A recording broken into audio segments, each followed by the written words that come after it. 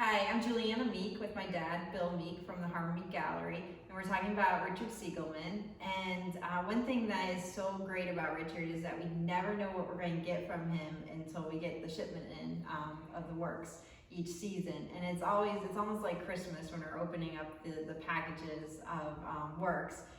Because he always does something different, kind of a series within his works, body of works each year. And one year was a series of black and white paintings done in oil. And he started with that, with one painting, and he called it film noir. And he thought about adding color to the painting, but decided that would be like colorizing a film from the 20s.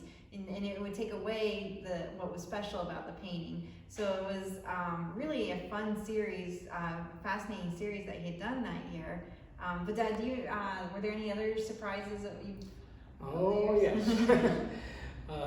Richard would take a real pride in coming up with something new, and he was always afraid that the public wouldn't accept it, but they always did. I mean, he presented the first pastels in the early '80s. He didn't think anyone would like them, and I told him they're just as good as Degas, and they truly are. They're amazing. Yeah, his pastels and are then wonderful. 10 years later, he started on the monotype medium, and he didn't think people would understand what it is. I mean, technically, his are monoprints, but he said if I call them a monoprint, then people are going to think that it's a print that has an addition. They forget the word mono means one. So he just called them monotypes. But he was deathly afraid of people accepting those, and they did. They did the Cat in the Hat series, the Witch's Hat series, the Film Noir series, which he actually did some pastels in as well. Yes, he did. But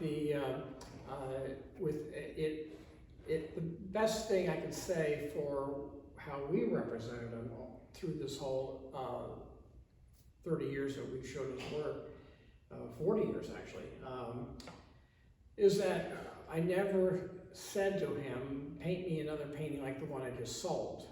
I think if you allow artists to be free and experiment and let their creative juices flow, they come up with really great paintings.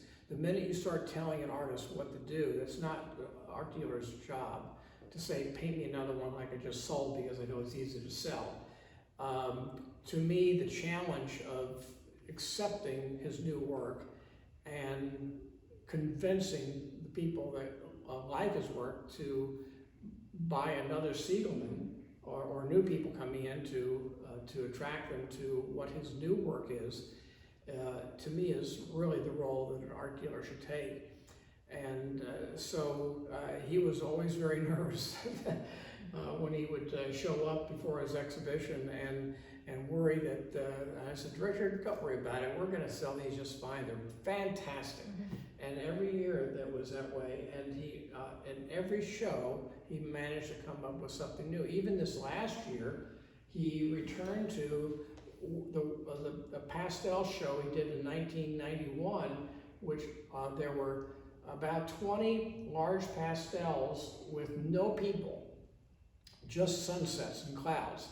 And this is kind of a return to that in a smaller version. But he said, well, people probably won't buy them because there's no women in the thing. And we sold, I think, everyone but one. Yeah, and this year again, the beaches have been very popular. People like these this year too, Yes, so yeah. it's a great thing. And